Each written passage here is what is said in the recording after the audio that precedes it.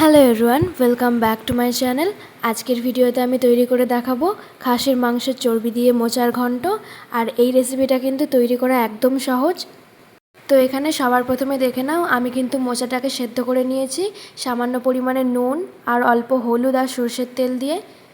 এখানে হলুদের পরিমাণটা কিন্তু একদম কমই দিয়েছি।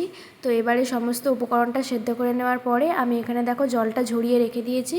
এবারে হাতের সাহায্যে একটু ভালো করে ম্যাশ করে নিতে হবে। এই পর্যায়ে কিন্তু খুব একটা ম্যাশ করার দরকার নেই, সামান্য পরিমাণে একটু দানা দানা মতন থাকলে কিন্তু খেতে খুব ভালো লাগবে। তাহলে দেখতে পারছো এখানে কিন্তু আমাদের ম্যাশ করা প্রায় কমপ্লিট হয়ে গেছে। আর এই দিকে দেখো আমি খাসির মাংসের চর্বি নিয়ে নিয়েছি, সেটাকে একটু ছোট ছোট পিস করে কেটে নিয়েছি ঠিক এইভাবে। এবারে অন্যদিকে কড়াইয়ে সরষের তেল দিয়ে দেবো।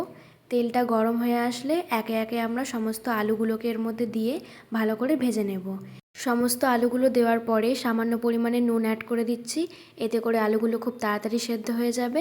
এবারে আলুটা ঠিক ততক্ষণ ভেজে নিতে হবে যতক্ষণ না আলুটা 80% এখানেই কুক হয়ে যাচ্ছে।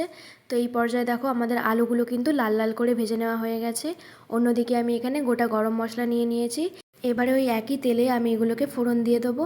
মোটামুটি যখন ফোড়নটা থেকে হালকা গন্ধ বেরিয়ে আসবে তখন আমি এর মধ্যে কেটে রাখা পেঁয়াজগুলো এর মধ্যে অ্যাড করে দেবো।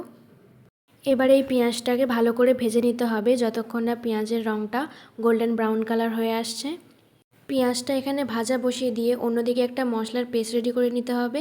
নিয়ে নিয়েছি আদা, রসুন, কাঁচা লঙ্কা, পরিমাণ মতন জিরে। এবারে এই সমস্ত উপকরণটাকে খুব ভালো করে পেস্ট করে নিতে হবে।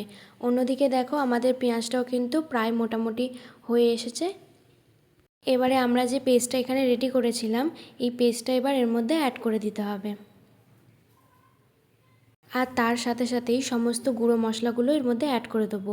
দিয়ে দিয়েছি হলুদ গুঁড়ো, ধনে গুঁড়ো আর সামান্য পরিমাণে নুন। আমার এই ভিডিওগুলো যদি তোমাদের কাছে ভালো লেগে থাকে আমার চ্যানেলকে সাবস্ক্রাইব করতে একদম ভুলবে না। আর পাশে থাকা বেল আইকনটাকেও অবশ্যই ক্লিক করে দেবেন, এতে করে আমার নতুন ভিডিওগুলো তোমাদের কাছে সরাসরি পৌঁছে যাবে। এবারে সমস্ত মশলাগুলো যখন অ্যাড করা হয়ে যাবে সমস্ত উপকরণগুলো এবার খুব ভালো করে কষিয়ে নিতে হবে। আর এই পর্যায়ে দেখো সামান্য পরিমাণে আমি জলও অ্যাড করে দিয়েছি যাতে করে মশলাটা কড়ায় লেগে না যায়। এবারে এর মধ্যে অ্যাড করে দেবো মিডিয়াম সাইজের 2টো টমেটো। এবারে সমস্ত উপকরণগুলো ফাইনালি আমার দেওয়া কমপ্লিট হয়ে গেছে। এবারে সমস্ত মশলাগুলো ঠিক ততক্ষণ কষিয়ে নিতে হবে যতক্ষণ না মশলার গা থেকে তেল ছেড়ে আসছে।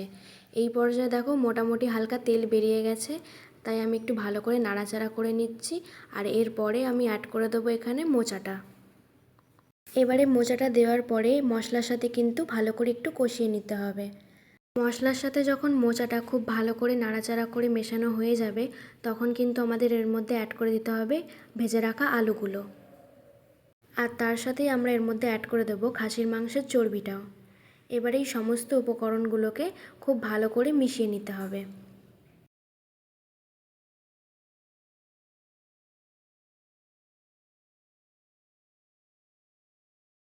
এই পর্যায়ে দেখো আমাদের কিন্তু সমস্ত উপকরণগুলোকে খুব ভালো করে মেশানো হয়ে গেছে।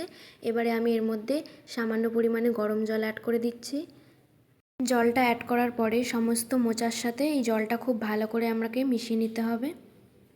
এবারে যখন দেখবে সমস্তটা মিশে গেছে খুব ভালো করে, আমাদের ওপর থেকে একটা ঢাকনা চাপা দিয়ে গ্যাসের ফ্লেমটা লো টু মিডিয়ামে রেখে ভালো করে একটু সেদ্ধ করে নিতে হবে। কিছুক্ষণ পর ঢাকনাটা খুলে আবারও একটু উল্টে পাল্টে দিয়ে আবারও কিন্তু ঢাকনা চাপা দিয়ে বেশ কিছুক্ষণ ফুটিয়ে নিতে হবে। এতে করে মাংসটা আর আলুটা কিন্তু ইকুয়ালি সেদ্ধ হয়ে যাবে। আর জলের পরিমাণটাও কিন্তু এখানে কমিয়ে নেওয়ার চেষ্টা করবে, তাই সেই পরিমাণেই কিন্তু এখানে জল অ্যাড করতে হবে। এবারে দেখো আমাদের কিন্তু এখানে প্রায় হয়ে এসেছে। এবার সামান্য পরিমাণে এখানে স্বাদের জন্য চিনি অ্যাড করে দিয়ে সমস্তটা একটু ভালো করে নাড়াচাড়া করে মিশিয়ে নিচ্ছি। এই পর্যায়ে কিন্তু দেখতে পারছো আমাদের কিন্তু জলের পরিমাণটা একদম শুকিয়ে গেছে। আর এবারে আমরা দিয়ে দেবো ওপর থেকে সামান্য পরিমাণে গরম মশলা গুঁড়ো। এবারে ফাইনালি সমস্তটা একটু নাড়াচাড়া করে নিয়ে নামিয়ে নিলেই কিন্তু রেডি হয়ে যাবে আমাদের খাসির মাংসের চর্বি দিয়ে মোচার ঘন্ট। তাহলে আজকের এই রেসিপিটা তোমাদের কাছে কেমন লাগলো আমাকে কিন্তু কমেন্ট করে অবশ্যই জানাবে। আর আজকের এই ভিডিওটা যদি তোমাদের কাছে ভালো লেগে থাকে অবশ্যই চ্যানেলকে সাপোর্ট করবেন, পাশে থাকবেন। আজকের জন্য এটুকুই, দেখা হচ্ছে নেক্সট ভিডিওতে।